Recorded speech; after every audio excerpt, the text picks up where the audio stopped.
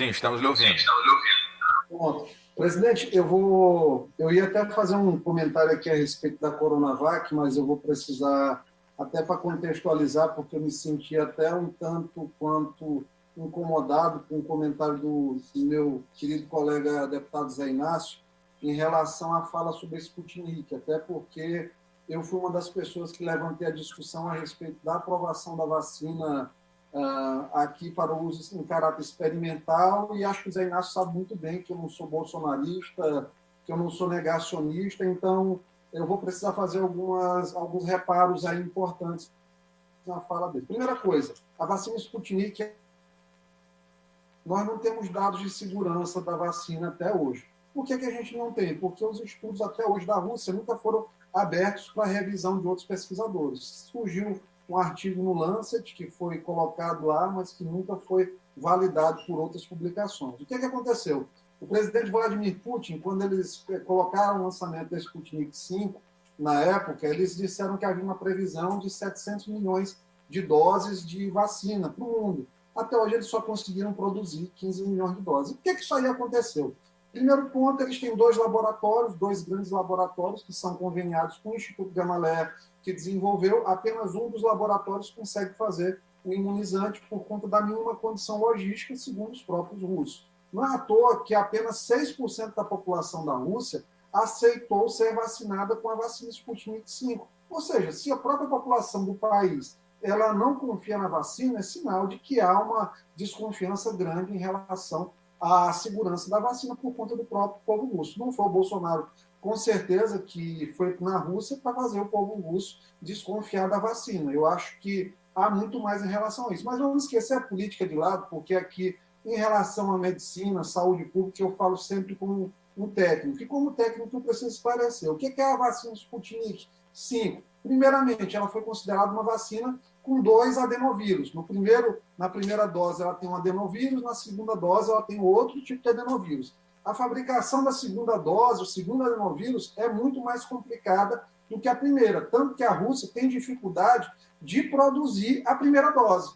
O que acontece? Eles agora inventaram uma versão chamada Sputnik Light, que apresenta apenas a primeira dose da vacina. Ou seja, a própria Sputnik 5 já foi reinventada recentemente na Rússia, com eficácia cerca de 12% a menos, que a gente não tem comprovações disso. Eu tive a oportunidade, junto com a minha equipe, de acompanhar o julgamento técnico da Anvisa, diferente do que o deputado Zé Inácio falou, foi um julgamento unânime, em que unanimamente, eles acordaram em colocar 1% das doses da vacina para que sejam colocados em caráter experimental. E isso não é politicagem da Anvisa. A Anvisa é um órgão técnico, eu conheço o trabalho da Anvisa desde que morei em São Paulo. Aquelas pessoas que estão lá são técnicos de altíssimo gabarito, não são pessoas influenciáveis politicamente. Talvez a influência política tenha sido no sentido contrário, de permitir a colocação de uma dose de uma vacina desconhecida do Instituto, que não abre as suas portas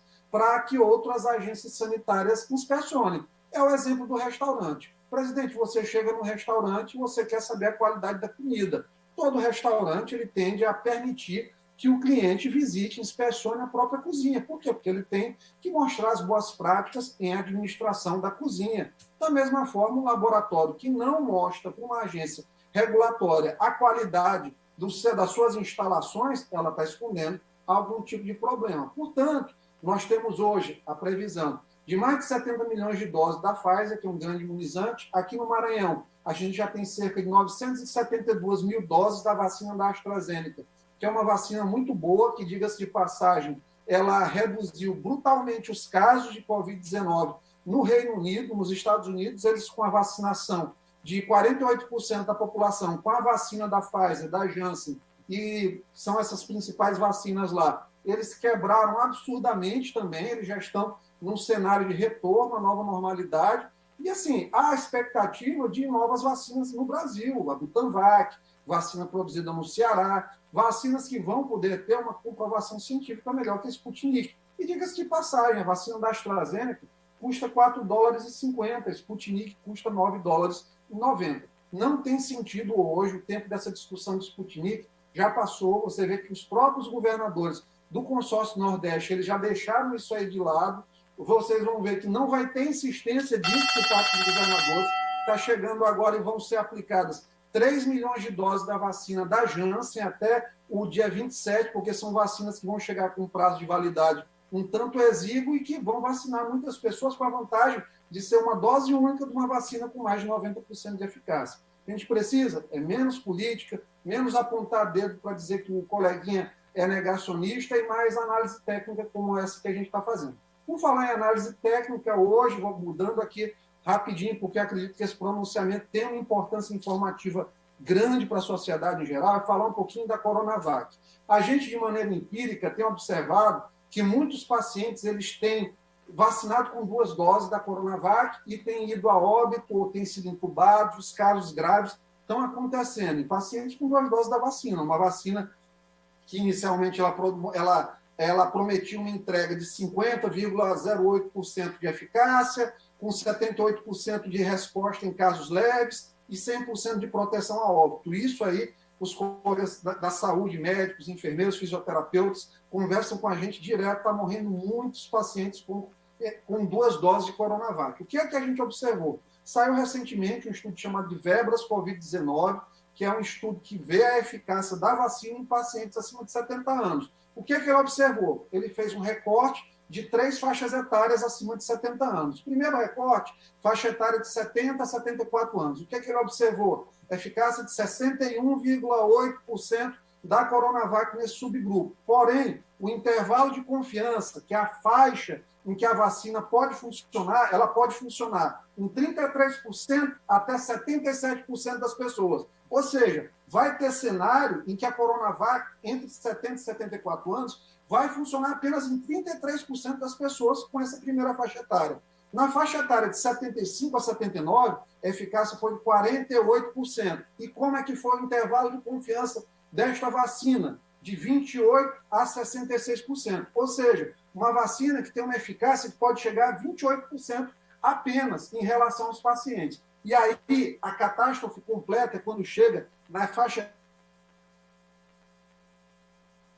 uma vacina que nessa faixa etária tem apenas 28% de eficácia e que tem um intervalo de confiança de 0,6% até 48%, que não dá nem para chamar de vacina nessa faixa etária. Então, ontem a gente começou a protocolar representações para as defensorias públicas estadual e da União, o Ministério Público Estadual e o Ministério Público da União. Hoje a gente já vai mandar para a União também, para que se ingressem com ações civis públicas em nível estadual e nível federal, para que a população acima de 70 anos, que tomou Coronavac, seja revacinada, para que os profissionais de saúde sejam revacinados os acima de 60 anos, porque são altamente expostos ao vírus, e para que as pessoas com comorbidades também, nessa faixa etária acima de 60 anos, sejam revacinados. Não é à toa que o Ministério da Saúde vem reduzindo bastante o aporte de Coronavac nos seus lotes de vacinação. Aqui no Maranhão, a gente tem cerca de 980 mil doses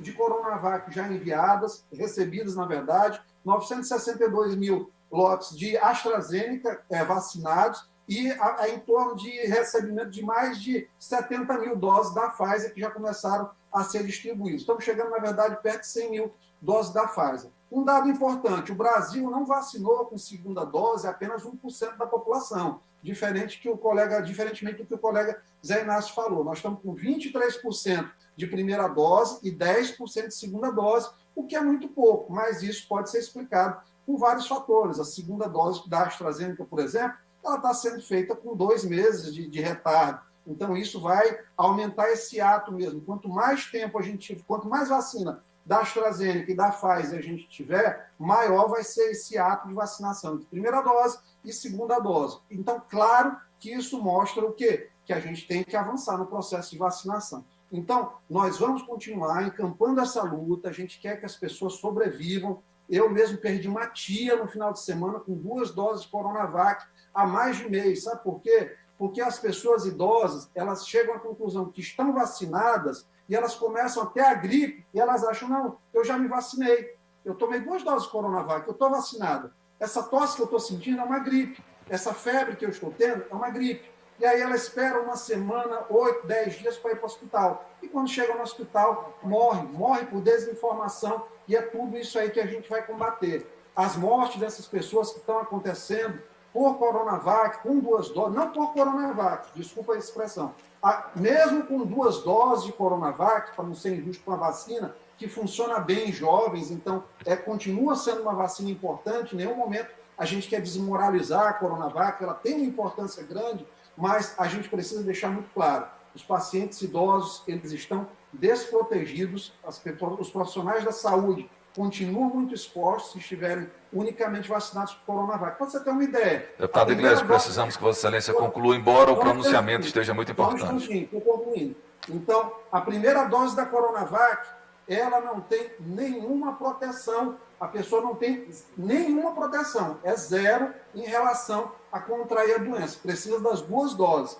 A vacina da Pfizer e da AstraZeneca, na primeira dose, a da AstraZeneca já dá 76% de proteção e já reduz 50% a cadeia de transmissão. Então, a gente tem que procurar melhores vacinas, vacinar os mais vulneráveis, mantenham aqui a pauta de vacinação dos hipossuficientes, até porque a pessoa de 38 anos que tem carro e pode ir para o drive-thru não é a mesma pessoa de 38 anos que mora numa favela, num cômodo aí, numa casa que tem 10 pessoas dentro, que ela não tem o dinheiro da passagem para ir se vacinar e ela não tem carro nem moto para ir para o drive-thru. Então, são essas considerações que a gente tem, presidente. Eu agradeço pelo avançado tempo. Peço desculpas aos colegas, mas considero que seja um pronunciamento de suma importância, de caráter informativo, para a gente tirar essa política partidária do tema vacinação e a gente concentrar nossas energias em vacinar nosso povo e salvarmos vidas. Muito obrigado.